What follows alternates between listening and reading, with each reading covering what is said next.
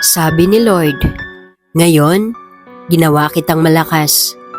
Sa susunod na taon, gagawin naman kitang masaya. Minsan hindi natin agad maiintindihan kung bakit puro laban na lang ang binibigay sa atin. Araw-araw kang bumabangon kahit pagod ka na. Pero sa bawat beses na hindi ka sumusuko, mas tumitibay ka. Maraming beses na akala mo hanggang doon ka na lang.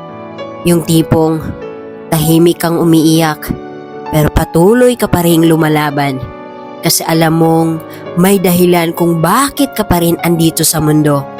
Hindi lahat ng sakit ay parusa, tandaan mo yan. Minsan training pala para sa mas magandang blessings na darating sa buhay mo. Kailangan ka munang patatagin bago ka bigyan ng kapayapaan. Kaya kung pakiramdam mo na pag-iiwanan ka na, hindi ibig sabihin na talo ka. Baka iniintay lang ang tamang oras para sa breakthrough mo. Trust the process. Kahit mabagal, darating din yung araw na hindi ka na lang lalakas, kundi ngingiti ka na rin. Yung saya na hindi pilit at hindi panandalian. Kaya, kapit lang kaibigan.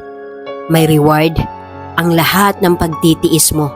Magtiwala ka lang sa sarili mo at sa Diyos.